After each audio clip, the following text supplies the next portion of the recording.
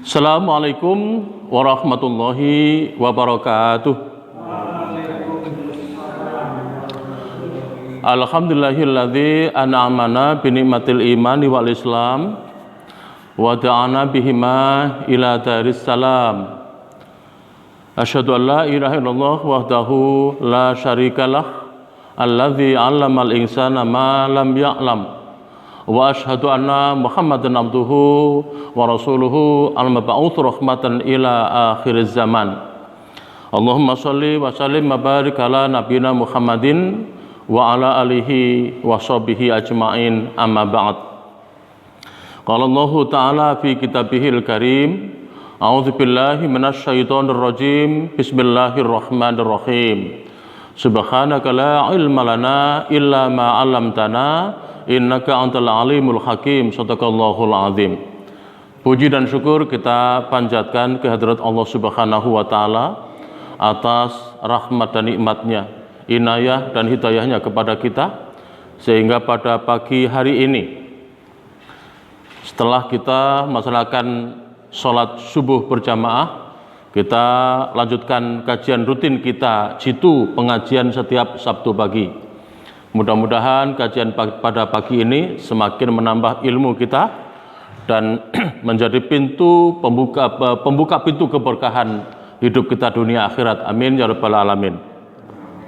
Salawat dan salam semoga tercurahkan kepada Nabi kita Muhammad SAW serta seluruh keluarga dan sahabatnya yang senantiasa menjadi mukmin, muslim, muttaqin yang kafah sampai akhir zaman.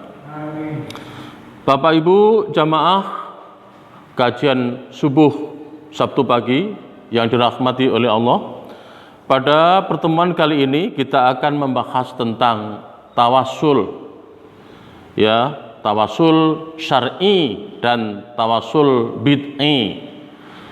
Tawassul syar'i adalah tawassul yang diajarkan atau dibolehkan oleh syariat, dicontohkan oleh Nabi kita Muhammad SAW dan juga dipraktekkan oleh para sahabat. Sedangkan tawassul bid'i atau bid'ah adalah tawassul yang dilarang oleh syariat karena dapat mengantarkan pelakunya kepada perbuatan syirik atau berbau syirik. Di tengah kehidupan masyarakat kita dewasa ini, banyak sekali umat Islam yang tidak bisa membedakan antara tawassul syar'i dan tawassul bid'i. Mereka tidak mampu membedakan tawassul yang dibenarkan oleh syariat dan mana tawassul yang dilarang oleh syariat karena dapat mengantarkan pelakunya ke dalam perbuatan syirik. Bapak Ibu rahimakumullah, apa yang kita lihat sekarang ini di tengah kehidupan masyarakat kita, tawassul selalu diartikan yaitu berperantara kepada orang yang telah mati, para wali, para kiai, para ulama, para habaib dan lain-lain. Dulu saya masih kecil, sebelum saya masuk ke pesantren, itu ada tetangga saya mengatakan kepada saya, bapak saya kalau tidak ke Gresik itu dagangannya sepi terus. Dalam hati saya, apa kira-kira gerangan, apa yang terjadi? Setelah saya masuk pesantren, kemudian saya mengajar di Gresik, kebetulan ngajar di pesantren teknologi Muhammadiyah. Ya, kemudian saya mencoba untuk membuktikan apa yang terjadi, apa yang mereka lakukan di makam para wali. Saya masuk ke makam Syekh Maulana Malik Ibrahim. Di sana saya jumpai ada beberapa makam besar dan ada banyak makam-makam kecil di sekitarnya. Ada satu makam besar yang dikelilingi oleh kain putih. Kemudian di sekitarnya itu banyak orang duduk khusyuk mengitarinya, beritikaf. Ada yang membaca Al-Quran, ada yang baca Yasin, ada yang nangis-nangis, dan lain sebagainya. Ada juga yang sholat. Ya. Jadi saya lihat mereka begitu khusyuk di dalam membaca Yasin itu. Mereka begitu khusyuk di dalam sholat itu. Mereka begitu khusyuk berdoa di makam-makam itu. Bapak Ibu rahimakumullah, seakan-akan berdoa di makam itu ya lebih khusyuk dibandingkan dengan berdoa di masjid. Itulah yang terjadi. Dan Bapak Ibu, ketika kita mencoba untuk mendatangi makam-makam para wali, tentu kita akan mendapati bahwa siang malam makam-makam itu dipenuhi dengan para peziarah. Nah, itulah yang terjadi. Ya, karena itu saya teringat dengan apa yang pernah terjadi pada zaman Nabi Nuh alaihi salam. Ya, penyimpangan akidah pertama kali terjadi di umat ini dimulai pada zaman Nabi Nuh alaihi salam. Mereka datang ke makam-makam orang yang dianggap solih, dianggap wali. Ya, kemudian mereka mula-mula ya, orang-orang yang dianggap solih itu dibuatkan patung, diletakkan di tempat-tempat majelis pengajian mereka. Setelah berganti generasi, ya, mereka tidak tahu sejarahnya. Kemudian setan mengajarkan kepada mereka untuk menyembahnya. Lah, itulah ketika mereka diserukan di dalam Al-Quran supaya mereka kembali mentauhidkan Allah. Ya, apa jawaban mereka? Direkam oleh Allah dalam surat Nuh. Wa qalu la tadrunna watta wala suwa'a wala yaghutsa wa ya'uqa wa nasra. Mereka mengatakan jangan kalian sekali-kali meninggalkan Ya'uq, Nasr.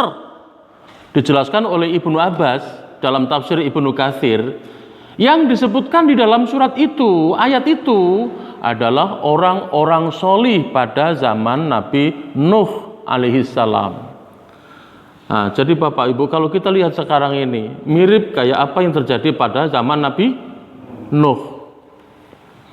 Bahkan almarhum Kiai Haji Salahuddin Wahid pernah mengatakan, makamnya Gus Dur sebelum ditembok itu tiap hari harus ditambal.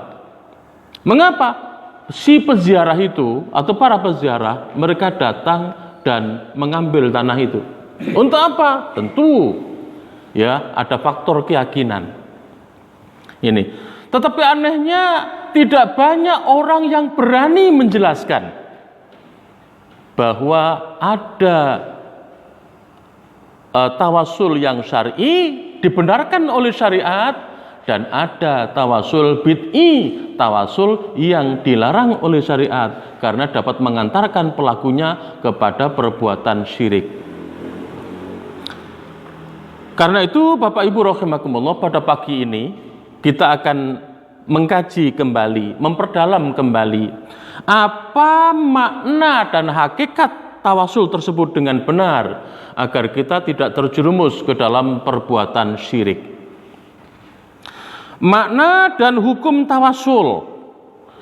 Tawasul oleh kebanyakan orang hanya sekedar diartikan mencari perantara untuk digunakan mengantarkan apa yang dituju atau diinginkan. Pada umumnya ya, masyarakat Indonesia itu menganggap bahwa tawasul itu mencari perantara untuk digunakan mengantarkan apa yang dituju atau diinginkan. Jadi kalau ingin doanya terkabul, maka pakai perantara, datang ke makam wali. Nah, ini mirip dengan apa yang terjadi pada zaman Nabi. Pada zaman Nabi, mereka mengakui Allah. Ketika orang-orang kafir Quraisy ditanya, "Qul marrabbus samawati wal ard?" la yaqulunna Allah. Katakan Muhammad, ya, siapakah yang pencipta langit dan bumi? Mereka akan menjawab, Allah. Jadi orang-orang kafir Quraisy, Allah sebut kafir, Allah sebut musyrik, mereka itu juga mengenal Allah, meyakini Allah pencipta langit dan bumi. Kalau mereka bersumpah juga sama, demi Allah. Tetapi Allah katakan mereka itu orang kafir, mereka itu orang musyrik. Dari mana kesyirikannya? Karena mereka dalam menyembah atau beribadah kepada Allah, mereka melalui perantara juga. Mereka nyembah patung, nyembah batu, nyembah dewa, Lata, Uzza, Manat. Ketika mereka ditanya, mereka mengatakan liqarribuna ilallahi zulfa. Dalam Al-Quran disebutkan, mereka melakukan demikian adalah supaya perantara-perantara itu, Lata, Mana, Uzza dan lain-lain, patung-patung, dewa-dewa, dapat mendekatkan diri kepada Allah dengan sangat-sangat dekat. Nah, karena Bapak Ibu hampir mirip dengan terjadi sekarang ini. Jadi mereka bertawasul ke makam-makam keramat. Mereka juga meyakini bahwa makam-makam itulah yang diyakini dapat mengantarkan doa-doa mereka segera dikabulkan oleh Allah Subhanahu wa Ta'ala. Padahal tawasul secara etimologi bermakna memohon atau mendekatkan diri. Jadi bukan mencari perantara, tapi mendekatkan diri atau memohon kepada Allah. Itu maknanya tawasul. Sedangkan wasilah adalah segala hal yang digunakan untuk mendekatkan diri kepada yang lain. Ini bisa kita lihat dalam kamus Al-Munawwir. Adapun dalil yang sering dijadikan sandaran tentang kebolehan tawasul adalah firman Allah surat Al-Maidah ayat 35, di mana Allah mengatakan, A'udzubillahi minasyaitonirrajim. Ya ayyuhalladzina amanu taqullaha wabtaghu ilaihil wasilah wajahidu fi sabilihi la'allakum tuflihun.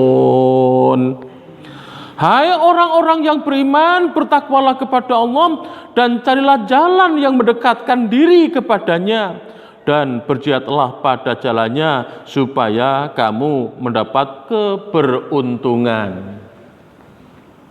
Nah, jadi Bapak Ibu, ya, dan carilah jalan yang mendekatkan diri kepada Allah. Itu makna tawasul. Bukan menjadikan makam sebagai perantara agar doa kita segera terkabul. Nah, sudah penyimpangan makna.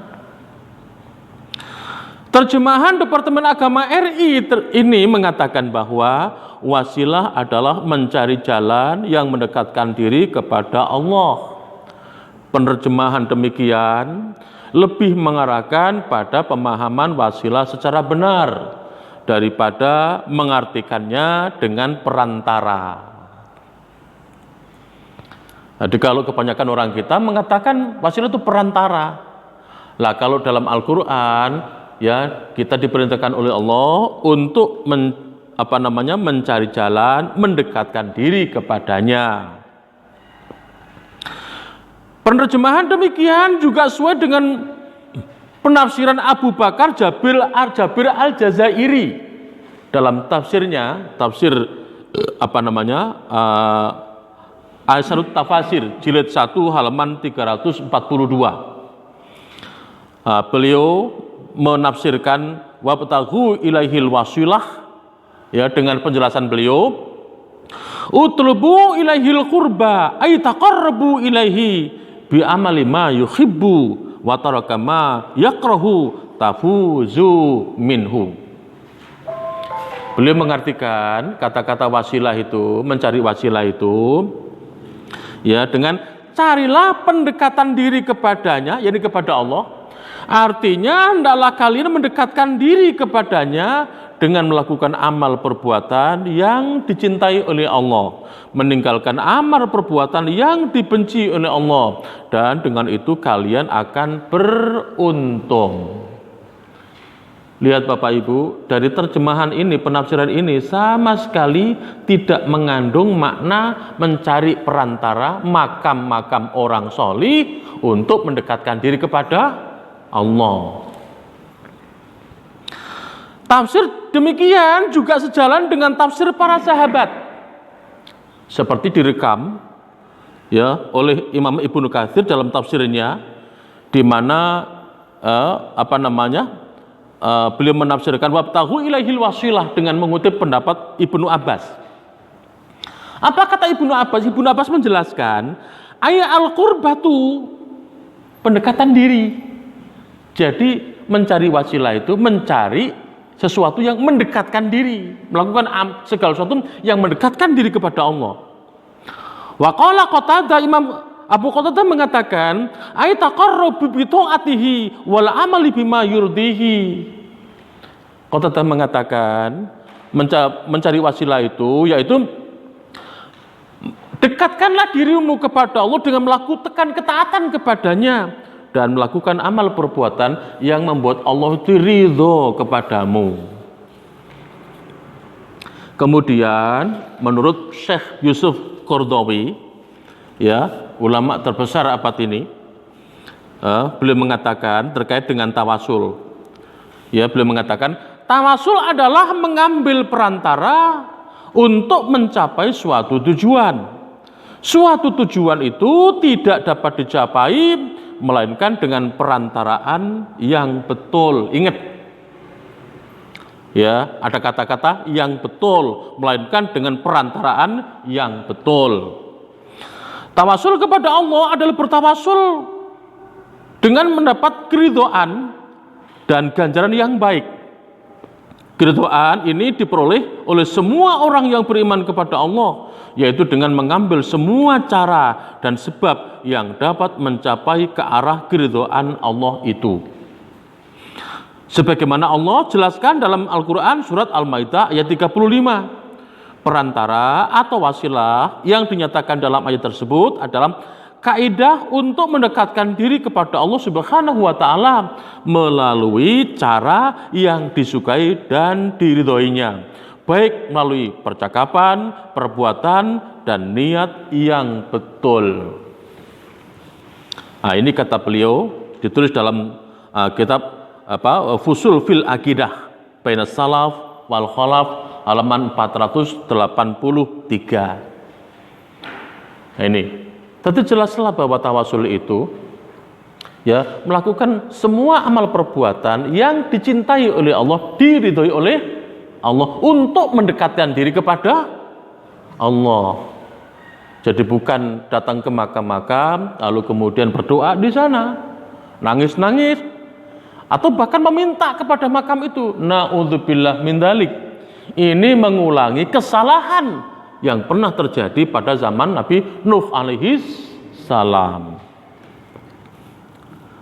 Nah, cuma tadi Bapak Ibu, ya, sayang hampir tidak ada orang yang berani terang-terangan menjelaskan atau meluruskan kesalahan ini.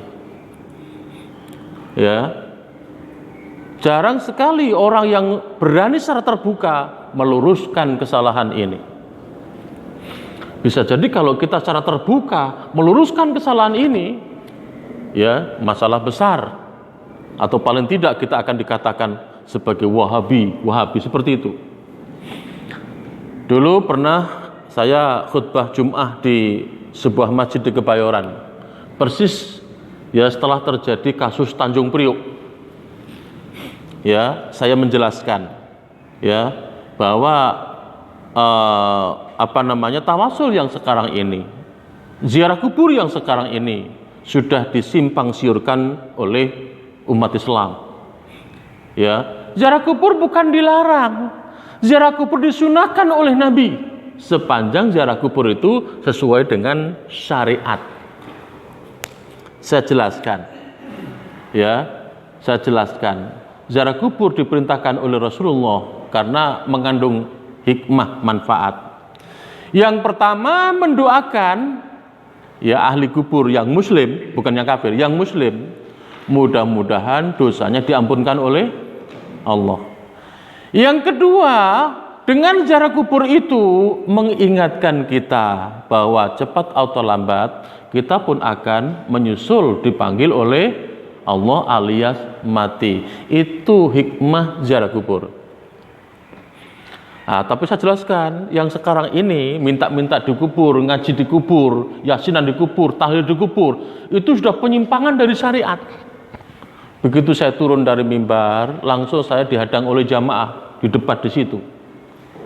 Ya, jadi dikatakan bahwa penyampaian saya ini itu keliru, menyinggung perasaan umat katanya, sambil mengutip pendapat-pendapat ulama di dalam kitab Madzhabul Arba'ah.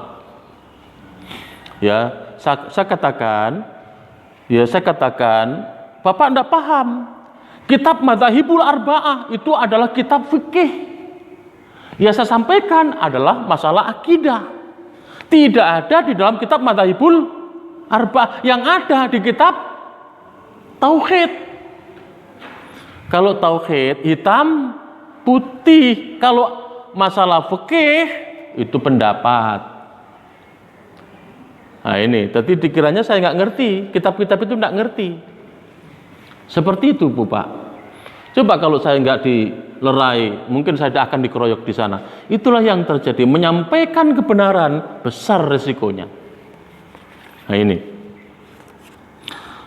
Tawasul kepada Allah terbagi ke dalam dua macam, yaitu tawasul masyru', tawasul yang sesuai dengan syariat, dibenarkan oleh syariat, dan kemudian tawasul mubtada', tawasul bid'ah, tawasul yang dilarang oleh syariat karena mengandung unsur-unsur kesyirikan.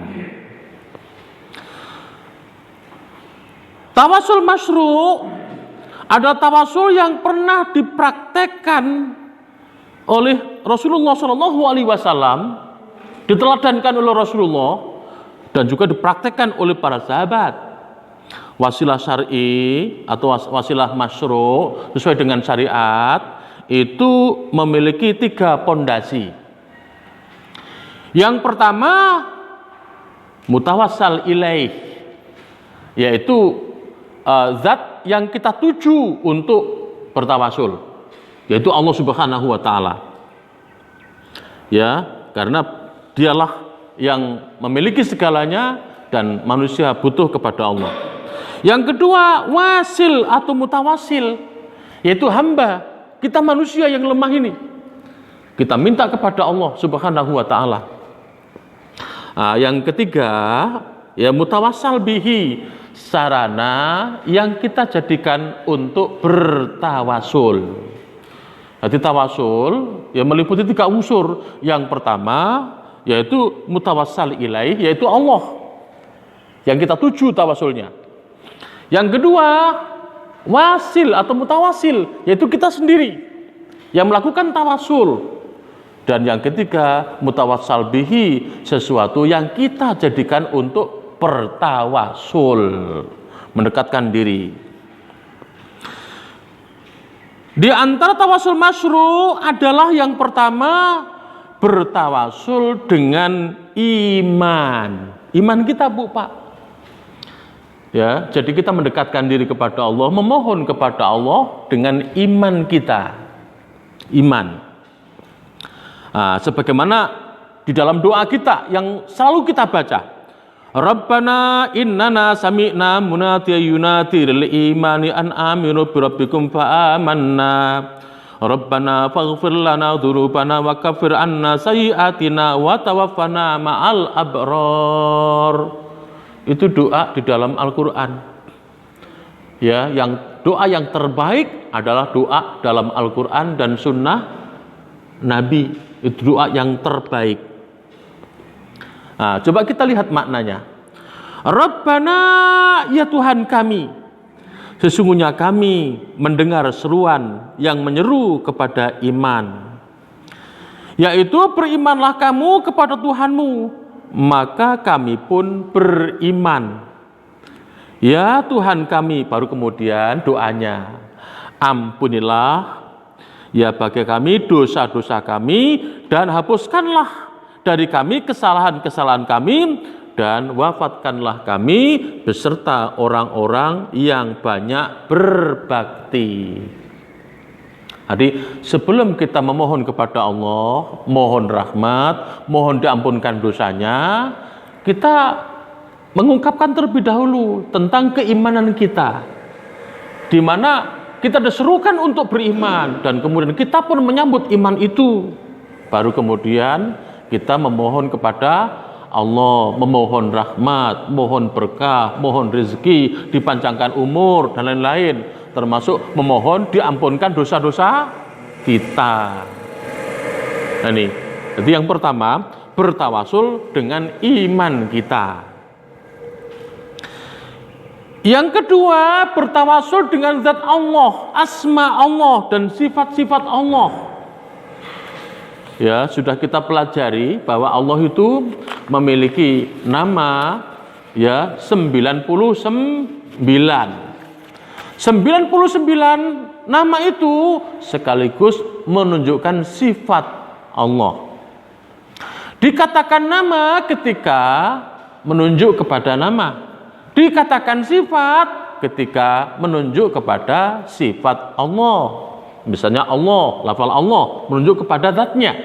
Ar-Rahman itu menunjuk kepada sifatnya. Nah ini. Tawasul macam ini adalah tawasul yang paling tinggi derajatnya dan paling mendekatkan terkabulnya doa. Karena tawasul macam ini dilakukan dengan cara mengawali doa dengan pemuliaan, dengan pengagungan, dengan pujian, dengan pensucian, dengan pengesaan dan lain-lain kepada Allah Subhanahu wa taala. Nabi Rasulullah sebutkan di dalam hadisnya. Allah firmankan dalam Al-Qur'an. Walillahil asmaul husna fad'uuhu biha wa dzarul ladzina yulkhiduna fi asma'i sayujzauna ma kanu ya'malun. Hanya milik Allah asmaul husna, maka bermohonlah kepadanya dengan menyebut asmaul husna itu, dan tinggalkanlah orang-orang yang menyimpang dari kebenaran dalam menyebut nama-namanya. Nanti mereka akan mendapatkan balasan terhadap apa yang telah mereka kerjakan. Jadi ketika memohon kepada Allah, berdoa kepada Allah, terlebih dahulu kita sebut namanya, kita sebut sifat-sifatnya. Misalnya ketika kita berdoa, Ya Rahman, Ya Rahim, Irhamna. Ya Rahman, Ya Rahim, ampunlah segala dosa kami, berilah kami rizki, panjangkan umur kami dan lain-lain. Terlebih dahulu kita sebut sifat atau nama-nama Allah. Dan lain-lain. Seperti dicontohkan Nabi dalam hadisnya, Ya Hayyu Ya Qayyum Ya Badi'as Samawati wal Ardi birahmatika astaghitsu. Nabi dalam doanya pernah mengatakan, Ya Hayyu Ya Qayyum, wahai zat yang maha hidup, wahai zat yang maha berdiri sendiri.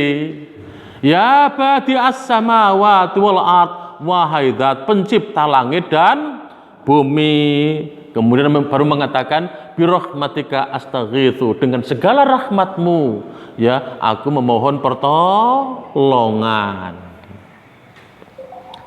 Nah ini, jadi bertawasul dengan nama-nama dan sifat Allah. Tawasul semacam ini juga ditunjukkan dalam surat Al-Fatihah. Jadi Bapak Ibu, sebetulnya kita ini setiap hari itu bertawasul kepada Allah menggunakan nama dan sifat-sifatnya. Cuma mungkin kita tidak sadar bahwa kita telah melakukannya.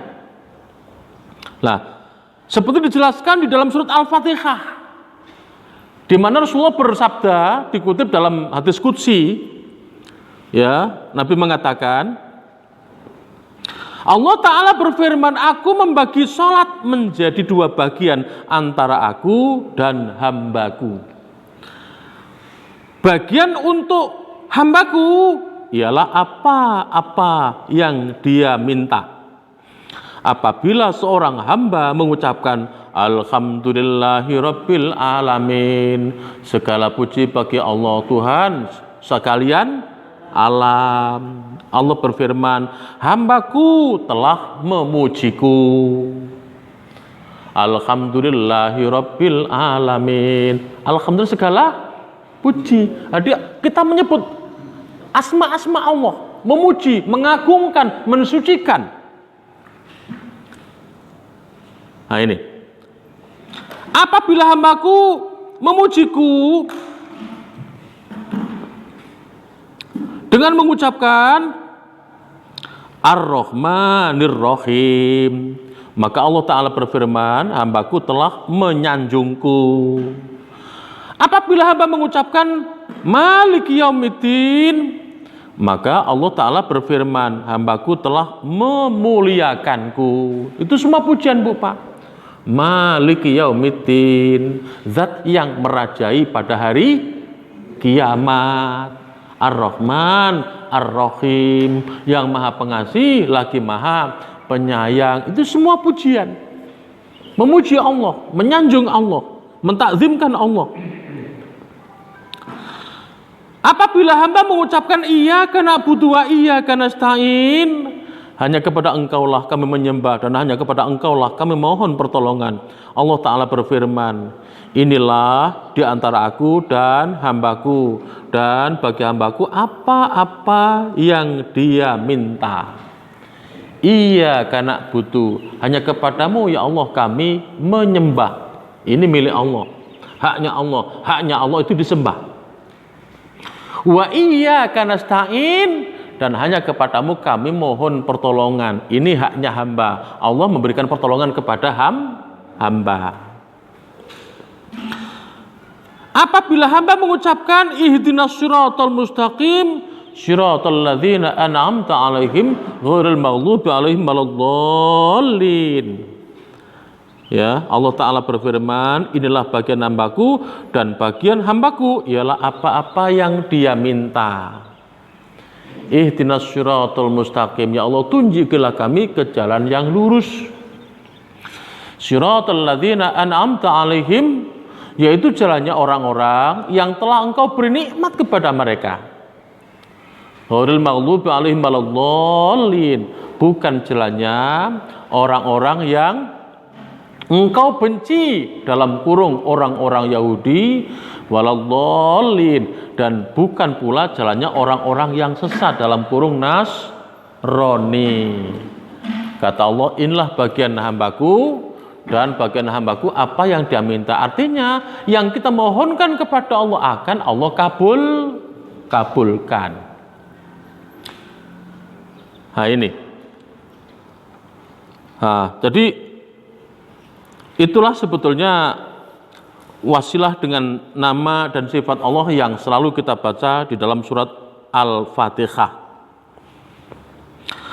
Firman Allah, iyyaka na'budu wa iyyaka nasta'in, menunjukkan ikrar tauhid hamba kepada Allah serta pernyataan mendahulukan ibadah daripada memohon pertolongan. Jadi iyyaka na'budu hanya kepada Allah. Hanya kepada Allah, bukan kepada yang lain. Artinya ketika kita memohon, kita beribadah bukan kepada yang lain, bukan kepada dewa, bukan kepada benda-benda, tapi hanya kepada Allah. Nah, kemudian mana yang kedua? Ya, memohon pertolongan didahului ya dengan beribadah. Karena ibadah merupakan tujuan, dengan memohon pertolongan adalah wasilah kepadanya. Ibadah dan memohon pertolongan hanya ditujukan kepada Allah, bukan kepada yang lain. Yang ketiga, tawasul yang dibenarkan oleh syariat, yaitu bertawasul dengan amal solih. Amal solih yang pernah kita lakukan. Ada ketika kita mohon kepada Allah, mohon rezeki, ya mohon tambahan umur, mohon tambahan ilmu dan lain sebagainya, mohon diampuni dosa kita, mohon besok ketika kita dipanggil olehnya dalam keadaan husnul khotimah. Dibolehkan terlebih dahulu mengungkapkan amal-amal kebaikan yang pernah kita lakukan. Boleh Bu Pak. Jadi mengadukan bukan riya. Kalau mengadukan pada manusia riya, tapi mengadukan kepada Allah bukan riya. Nah ini, lah tawasul yang demikian pernah dijelaskan oleh Rasulullah, dulu pernah dilakukan oleh umat-umat terdahulu. Nabi bersabda, Nabi menjelaskan, direkam dalam hadisnya, ya, ditulis oleh Imam Bukhari dan Muslim, di mana Nabi bercerita, ada 3 orang, ya, ketika melakukan perjalanan, ya, panas, hujan, ya, akhirnya ketiga orang itu masuk ke dalam gua. Atas kehendak Allah, gua itu kemudian tertutup oleh batu yang sangat besar yang jatuh dari atas, persis menutupi gua, sehingga ketika orang itu tidak bisa keluar. Seandainya bukan karena pertolongan Allah, mereka akan mati kelaparan dan kehausan di dalam gua, tidak ada yang memberikan pertolongan. Lah, di saat itulah kemudian ketika orang itu mengadu kepada Allah, memohon pertolongan kepada Allah, dibukakan pintu gua dengan cara mengungkapkan amal kebajikan yang masing-masing pernah mereka perbuat. Orang yang pertama menyebut-nyebut kebaikan mereka terkait, ya, mereka pernah berbakti kepada kedua orang tuanya. Dia bercerita pada suatu hari, ya, dia pergi bekerja, ya, menggembala.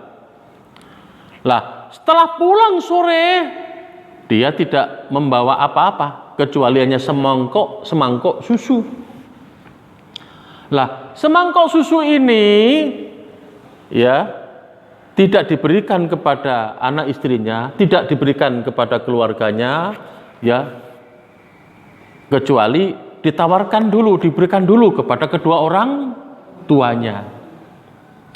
Namun pada waktu itu orang tuanya sedang tidur, ya, dia tidak mau membangunkan orang tuanya sampai orang tuanya bangun di pagi hari. Sementara anak-anaknya nangis kelaparan, meminta susu itu. Ya, akhirnya apa? Anaknya tetap tidak diberikan sampai kedua orang tuanya itu meminum susu itu. Sisanya baru diberikan kepada keluarganya. Kemudian dia mengatakan, ya Allah, kalau apa yang kami perbuat kepada kedua orang tua kami ini merupakan amal solih, maka mohon dibukakan pintu gua ini. Maka atas kehendak Allah, batu itu bergerak walaupun mereka belum bisa keluar. Kemudian giliran orang yang kedua. Orang yang kedua ini dia bercerita bahwa dulu dia pernah jatuh cinta kepada seorang perempuan, anak pamannya. Suatu ketika anak perempuan ini dalam keadaan yang sangat membutuhkan karena dia orang miskin. Sementara pemuda ini orang yang berkecukupan. Dia mau membantu, tetapi dengan syarat perempuan itu mau melayani dirinya. Apa yang terjadi? Janji pun dibuat bahwa laki-laki itu mau memberikan pertolongan, memberikan 20 dinar asal perempuan tadi mau menuruti kehendaknya. Setelah mereka datang ke suatu tempat yang mereka setujui, dan ketika si laki-laki ini sudah menguasai gadis itu, ya, si gadis itu mengatakan, Mas, janganlah membuka cincin yang bukan milikmu. Akhirnya si pemuda tadi tidak jadi melakukan zina, ya, kemudian dia bertobat kepada Allah dan dia tidak meminta kembali 30 dinar yang dia berikan kepada perempuan itu. Kemudian dia mengatakan, ya Allah, sekiranya apa yang aku perbuat ini adalah merupakan amal soleh semata-mata ikhlas kepadamu, maka tolong bukakanlah pintu gua ini. Atas takdir Allah, gua itu kemudian terbuka, namun ketiga orang itu belum bisa keluar. Lalu giliran orang yang ketiga. Orang yang ketika mengatakan bahwa dulu dia punya banyak karyawan, semuanya sudah digaji dan dibawa pulang upahnya, kecuali ada satu penggembala. Ya, ketika dia selesai tugas pindah ke tempat lain, tapi upahnya belum diambil oleh pemuda tadi. Ya, upah yang belum diambil itu dikembangkan, dibelikan unta, dibelikan sapi, dibelikan kambing, dibelikan budak, hanya berkembang menjadi harta yang melimpah ruah. Suatu ketika si pemuda ini datang untuk mengambil upahnya. Lalu si orang tadi mengatakan, ya ambillah semua yang kau lihat ini. Sampai dia mengatakan, takutlah kepada Allah, jangan menghina aku. Dia bilang, aku tidak menghinamu, tapi semua yang kamu lihat ini adalah upahmu yang aku kembang biakkan. Akhirnya, ya si orang upahan tadi membawa semua hartanya, tidak tersisa sedikit pun. Setelah dia mengadukan demikian, dia mengatakan, ya Allah, kalau apa yang kami perbuat ini, ya semata-mata ikhlas kepadamu, maka bukalah pintu gua ini. Akhirnya atas takdir Allah, pintu gua terbuka lebar dan ketiga orang itu bisa keluar dengan selamat.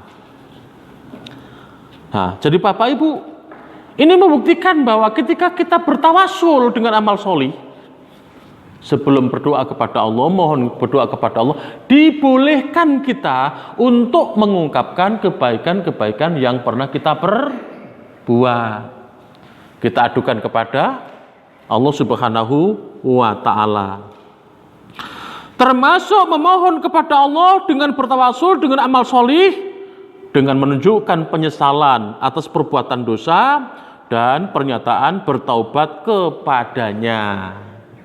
Seperti Rasulullah jelaskan, ya,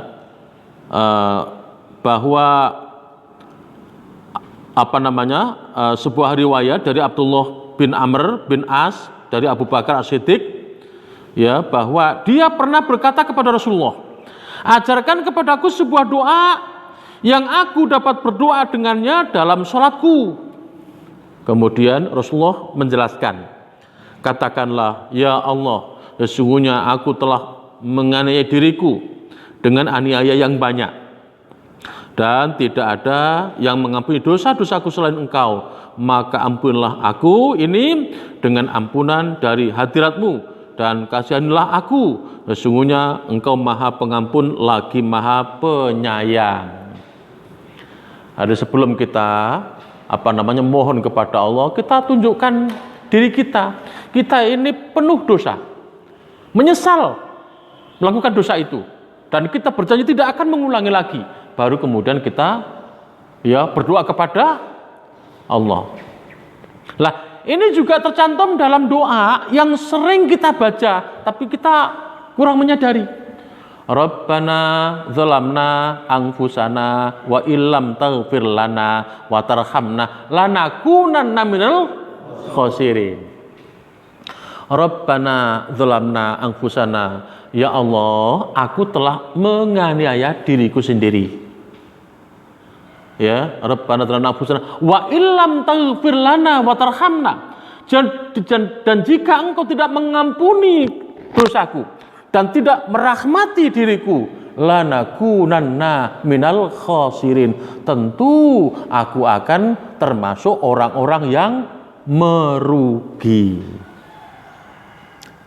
Nah ini, jadi bertawasul dengan amal solih terlebih dahulu didahului dengan rasa penyesalan kita, mengakui dosa yang pernah kita perbuat, kemudian baru memohon kepada Allah Subhanahu wa Ta'ala. Hadis di atas merupakan pelajaran dari Rasulullah kepada umatnya, bagaimana seharusnya mereka bertawasul dengan amal solih, yaitu dengan pengakuan kepada Allah atas perbuatan dosa yang telah dilakukannya.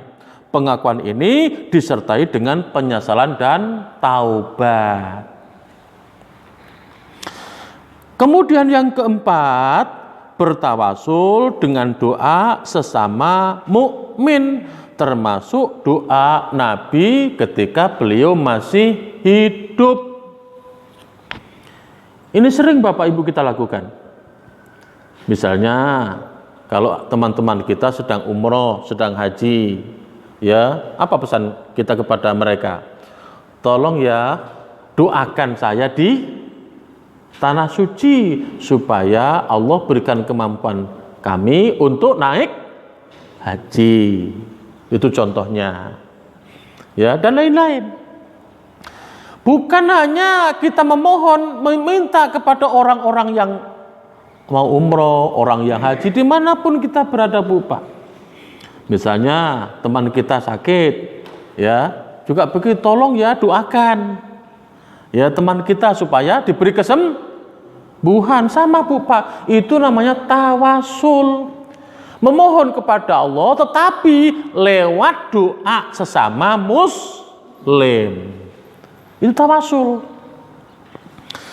Seorang mukmin bisa bertawasul dengan saudaranya sama mukmin yang masih hidup dengan cara memintanya agar dia berdoa kepada Allah untuk dirinya agar diampunkan dosa-dosanya, dikabulkan keinginannya, dilapangkan kesulitan hidupnya, termasuk bertawasul kepada Nabi ketika beliau masih hidup.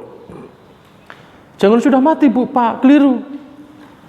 Waktu saya umroh di Saudi itu, ya saya berapa kali saya ziarah habis sholat subuh berjamaah atau asar berjamaah di Masjid Nabawi, ya saya masuk lorong makam Rasulullah itu.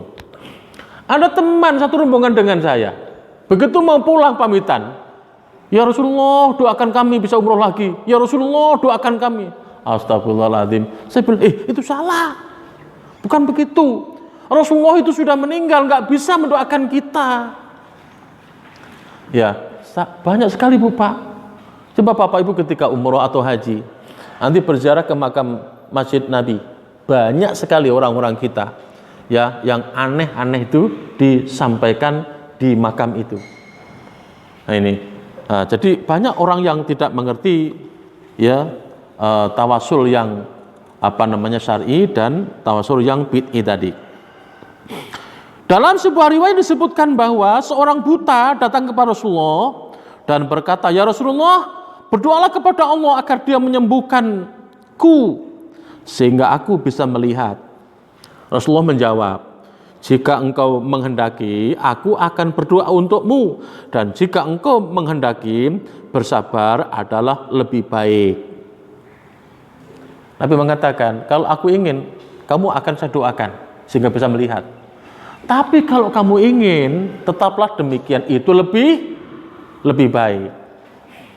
Mungkin Rasul tahu bahwa orang itu baiknya itu ketika dalam keadaan buta. Nah ini. Tetapi ia terus mendesak Rasulullah, meminta, ya Rasulullah, ya untuk mendoakannya. Akhirnya, ya Rasulullah meminta dia, ya, supaya berwudu dengan sempurna, lalu sholat 2 rakaat. Selanjutnya Rasulullah mengajarkan doa kepadanya. Apa doa yang diajarkan Nabi? Allahumma inni as'aluka atawajjahu ilaika binabiyika nabiyir rahmati ya Muhammad inni tawajjahtu bika ila rabbi fi hajati hadhihi lituqdhali Allahumma fashabbihu fiyya wa syafi'ni fihi. Qala fa fa'ala rajulu fa bari'a. Ya Allah, sungguhnya aku memohon kepadamu dan aku menghadap kepadamu dengan perantaraan nabimu, seorang nabi yang membawa rahmat. Wahai Muhammad, sesungguhnya aku menghadap dengan perantaramu kepada Tuhanku dalam hajatku ini, agar dipenuhinya untukku. Ya Allah, jadikanlah ia pemberi syafaat kepadaku, dan berilah aku syafaat atau pertolongan di dalamnya.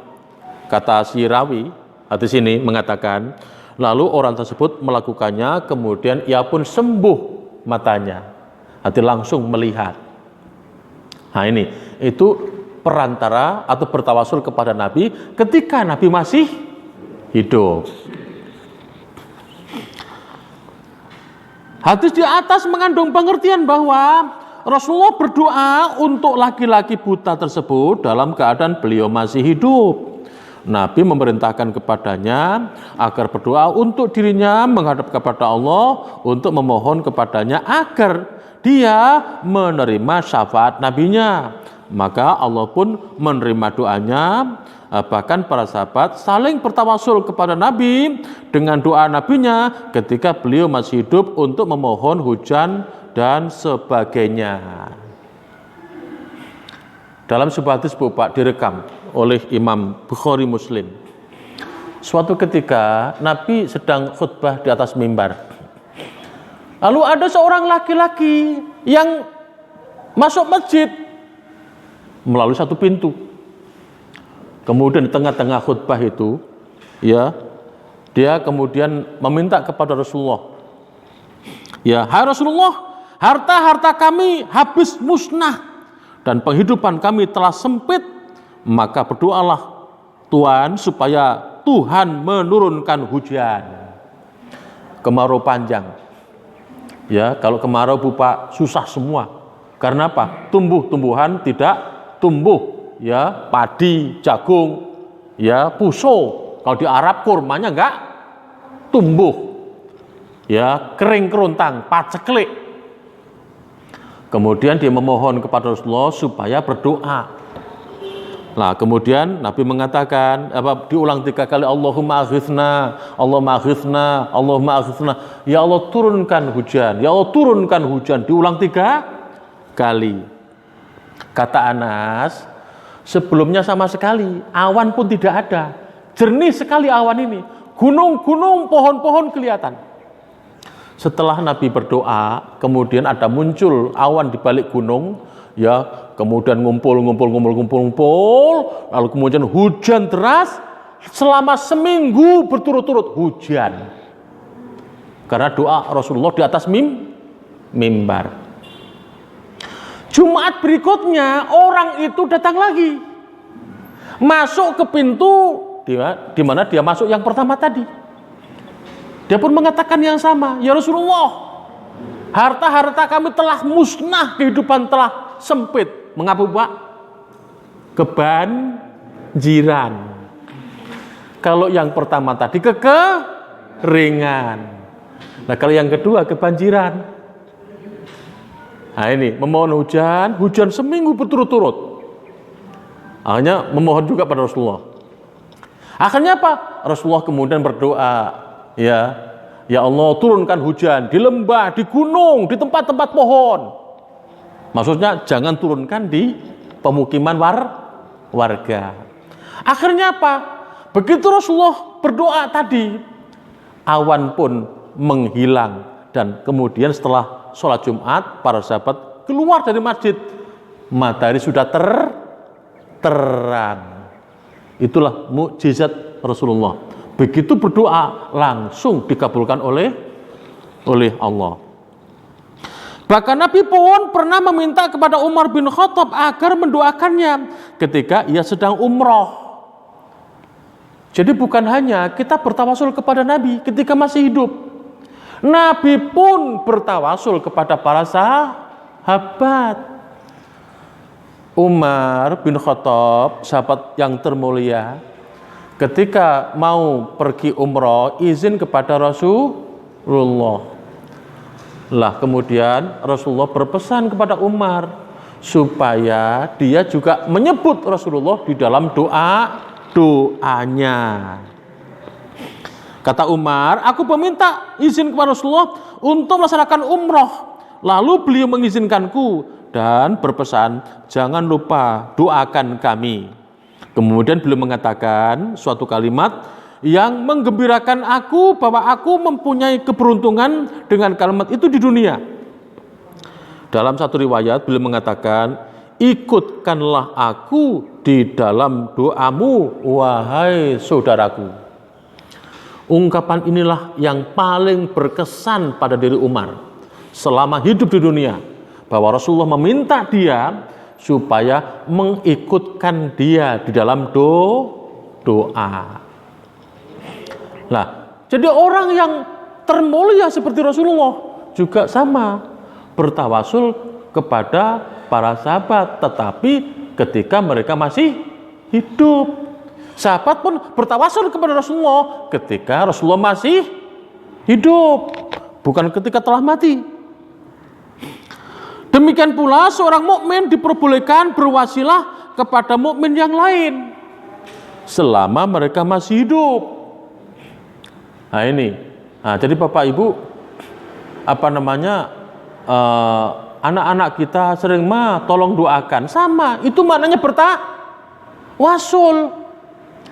Jadi anaknya supaya mudah rezekinya, dimudahkan jodohnya, dimudahkan belajarnya, anaknya memohon kepada bapak ibunya untuk mendoakan kepada Allah. Itu Bu Pak, itu namanya tawasul.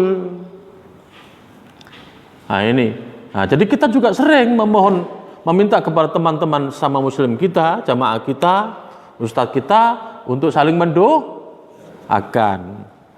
Ya, Nabi mengatakan dakwatul mar'il muslimi li akhihi bidhuril ghaibi mustajabatun. Doa sesama muslim dari kejauhan itu dikabulkan oleh Allah. Demikian sabda Nabi direkam oleh Imam Muslim. Namun ketika Rasulullah telah wafat, umat Islam tidak diperbolehkan lagi berwasilah kepada beliau. Misalnya dengan cara menziarahi makam beliau dan memohon ampun kepada Allah, itu tidak boleh. Meminta kepada Rasulullah supaya Allah mengampunkan dosa-dosanya, nggak bisa. Nabi telah meninggal dunia, nggak bisa apa-apa. Sebab permohonan ampunan Rasulullah kepada Allah telah terputus dengan wafatnya beliau. Orang kalau sudah meninggal dunia tidak bisa berbuat apa-apa. Nah ini, orang mati kalau sudah mati itu justru membutuhkan doa, bukan dimintai untuk berdoa. Keliru Bu Pak. Orang disuruh berziarah kubur itu hikmahnya mendoakan kepada orang yang mati muslim, bukan kafir. Mudah-mudahan dosanya diampunkan oleh Allah. Jadi bukan kita meminta kepada si mayit itu untuk mendoakan kita, itu keliru. Nah, sebab permohonan ampunan kepada Rasulullah itu, permohonan ampun Rasulullah kepada Allah telah terputus dengan wafatnya beliau. Apalagi berdoa kepada beliau. Nah ini nggak boleh. Nah, lebih-lebih lagi kepada makam-makam orang biasa seperti makam wali, makam syekh, makam gus, makam habib, makam kiai, ustadz, mbah buyut dan lain-lain. Kepada Nabi saja tidak boleh, apalagi kepada manusia biasa. Lebih tidak boleh lagi. Nah, akan tetapi sebaliknya setelah Rasulullah wafat, kita diperintahkan untuk bersolawat kepadanya dan mendoakannya agar beliau diberi wasilah oleh Allah. Yang ada setelah Rasulullah meninggal dunia, kita disuruh mendoakan Rasulullah, bukan berdoa kepada Rasulullah. Dan sholawat itu adalah mendoakan. Nah, kata Nabi, ya, man shalla alayya sholatan sallallahu alaihi biha asyron. Barang siapa mengucapkan sholawat kepadaku, maka Allah akan balas kepadanya 10 kali sholawat. Jadi yang ada, kita mendoakan Rasulullah, Allahumma sholli ala Muhammad. Itu doa Bu Pak. Ya Allah, limpahkanlah salam kebahagiaan kepada Nabi Muhammad. Itu doa. Nah, kalau kita bersolawat kepada Nabi, maka Allah akan balas solawat kepada kita 10 kali. Wasilah dalam sabda Nabi tersebut adalah sebagaimana tercantum di dalam doa sesudah adzan. Nah, jadi di samping kita diperintahkan ketika ada azan, kita disuruh menirukan Allahu Akbar, kita tirukan. Ya, kecuali hayya 'alas shalah. Apa Bu? Pak? La haula wala quwata illa billah. Dan seterusnya. Nah, ini. Lah, setelah azan kita diperintahkan untuk berdoa. Kata Nabi, "Idza sami'tumul mu'adzina faqulu mithla ma yaqul."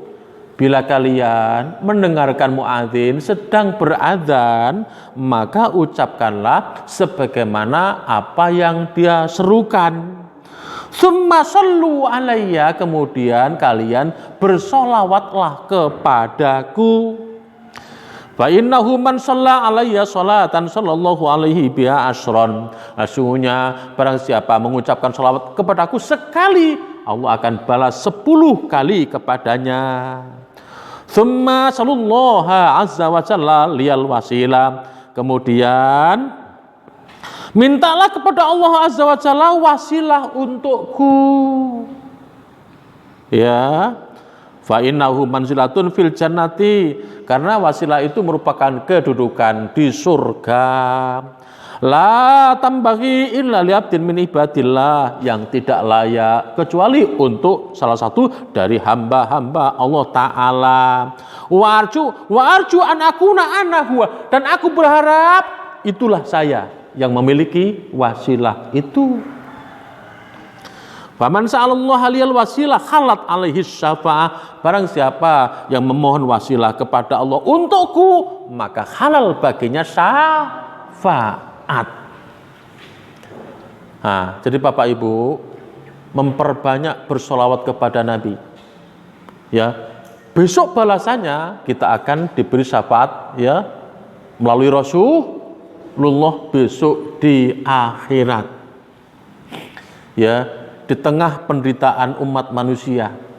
Ya, ketika matahari didekatkan oleh Allah, dijelaskan dalam hadis, ada orang yang tenggelam dengan keringatnya sendiri, ada yang semata kaki, ada yang selutut, ada yang seleher, ada yang sampai tenggelam sama sekali. Di tengah penderitaan itu, ya tidak ada yang bisa menolong kecuali melalui syafaat Rasulullah Shallallahu Alaihi Wasallam dengan cara memperbanyak membaca sholawat, bukan sebaliknya. Kita meminta Rasulullah mendoakan kita, apalagi kita datang ke makam Rasulullah berdoa di situ, fatal kesalahannya. Lah, inilah Bapak Ibu beberapa tawasul ya yang dibolehkan oleh syariat, dijelaskan oleh Nabi dan dipraktekkan oleh para sahabat. Nih. Nah, itulah Bapak Ibu apa yang bisa kita kaji pagi ini, mudah-mudahan ada manfaatnya. Kita tutup dengan bacaan alhamdulillahirabbil alamin. Assalamualaikum warahmatullahi wabarakatuh.